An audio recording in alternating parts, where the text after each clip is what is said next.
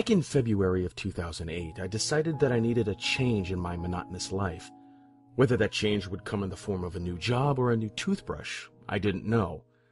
I was never the most adventurous person. I've always found it difficult to veer away from my comfort zone, and the limit of my existence usually depended on which book I was reading at the time. It took me a while to realize that my happiness often derived from the stories that my mind was living in. I was an avid bookworm, as miserable as a synecdoche as that is. Once I realized my true outlet, I immediately knew what I wanted. I purchased a small shop, quit my boring job, renovated the building, and transformed it into a bookstore. I had never been happier. The next 2 years were the best of my life. The store had become a huge hit with the locals. My perspective on work had been completely altered, and I was feeling genuinely happy for the first time since my childhood. It was during the winter of 2010 that she walked into my store. She stepped inside out of the snow and approached me with a large bin bag. Etchings of age covered her pale face and hands. She must have been at least 80 years old. Slamming the bag on the counter, she simply said, "These are for you."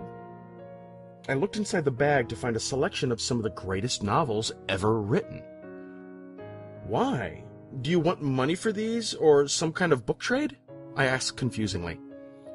"No, they're yours to have. Take them." She gave me a feeling of uneasiness. Her dirty gray fringe slightly concealed her face as a cold gaze met my vision. "Are you sure you want me to have them? Wouldn't you rather sell them?" "No, I have no use for them, nor for money." "Okay, thank you. What's your name?" "Lucy." She muttered her final words and left my store. I found it all too strange that someone would give away such great books for nothing, but I suppose some people are just nice. I made my way home that night and took the books with me so that I could go through them. I piled them up on the table and was surprised to see that all of them were in fantastic condition. A couple of them seemed to be first editions, and others were versions that I had never seen before. It took me a moment to realize, but the novels that I was looking at were not as I had remembered them. The first book I picked up was The Green Mile. On the front cover, there was an image of John Coffey smiling and holding 2 dead naked girls. I opened it up and flicked through the pages. In this version of the novel, he was in fact guilty of the rape and murder of both children. I made my way to the end of the book and read through the execution scene. All of the officers who had originally grown to love John Coffey in the original novel were now laughing uncontrollably and screaming racial taunts as he was being executed. My eyes had seen enough, and my stomach had felt enough too. The next book I picked up was Catcher in the Rye. The artwork upon the front page seemed to be of a dead body splattered on the street, drawn from an aerial view. I flicked through the book until I reached chapter 14. After Holden Caulfield speaks of messing with the idea of suicide, he suddenly breaks down in tears and jumps from the window, cracking his skull on the pavement below. The book abruptly ended after that. Then I picked up Lord of the Flies. The defining image on this novel was of a large child with the face of a pig. He was covered in blood and surrounded by decaying corpses. After grazing through the pages, I reached a point of the story in which Piggy is described as being non-human, vicious, and a hungry animal. A chapter or so later, Jack insults Piggy, which leads him to losing his temper and ripping him apart. Piggy then proceeds to kill and eat the rest of the children. The remainder of the book was the same line repeated over and over. Piggy sat alone on the island waiting for death. I read through the few books that were left in the pile, and they had all been changed in some sick way. The Great Gatsby, Wuthering Heights, To Kill a Mockingbird, The Odyssey, every one of them. Just as I reached the bottom of the pile, I noticed that the final book was one that I had never heard of before. It was called Last of the Sparks. I found this slightly unnerving as I immediately paired it with my name, Aaron Sparks. Still, it was just a book. The front cover was of 6 gravestones with words too small to be read etched into the granite.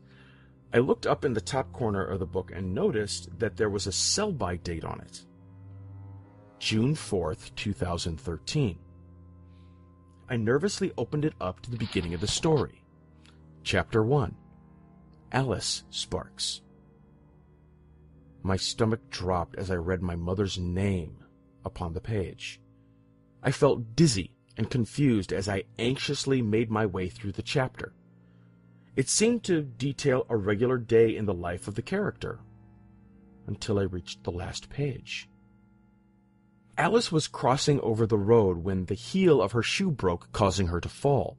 She didn't get to her feet fast enough, and a speeding driver struck her, puncturing both her lungs. I felt sick to my stomach.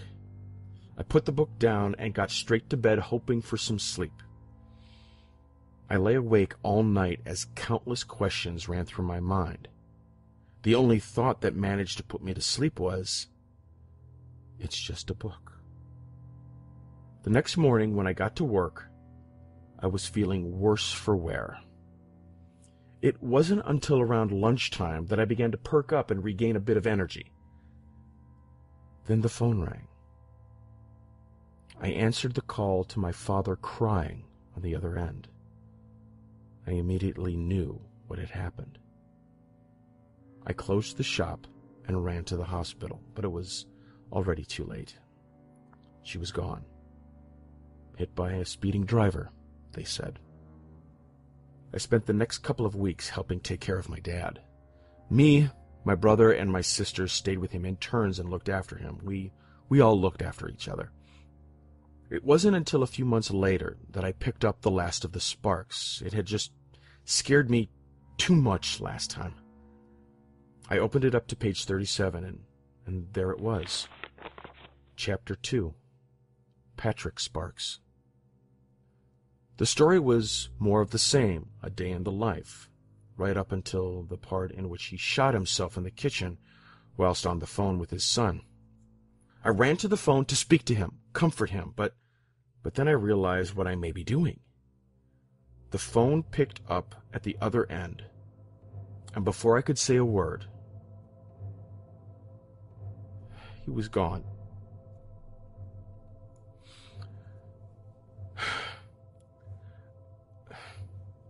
I got out my black suit and tie once more and repeated the same process for another parent.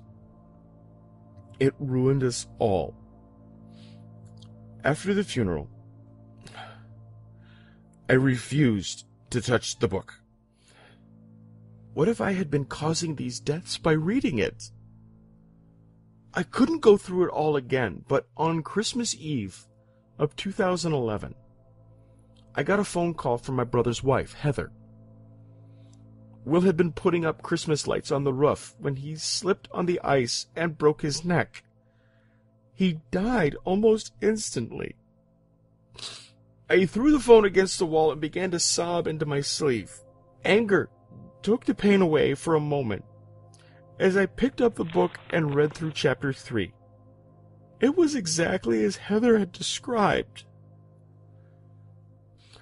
I fell asleep and woke up the next day with the book still on my lap.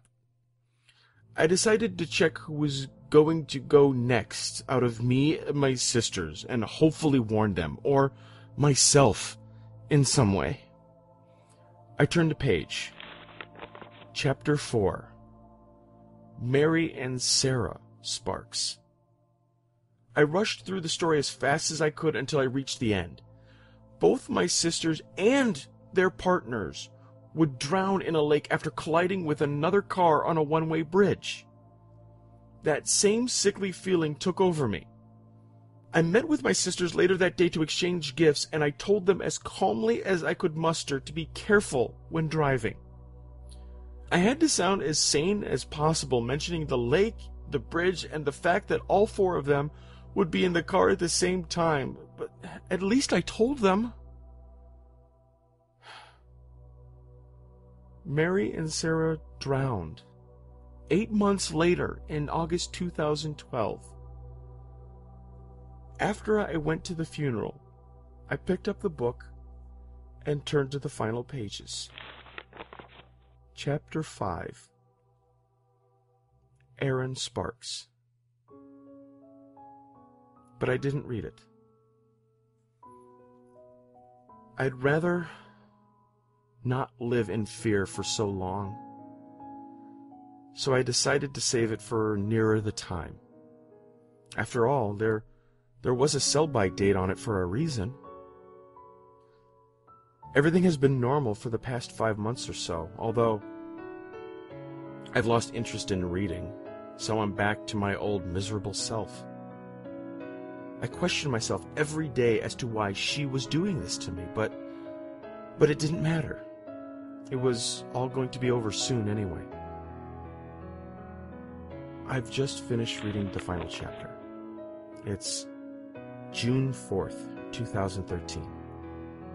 And I'm sitting in my basement, waiting for her to arrive. That's the way the ending goes. Or so I've read.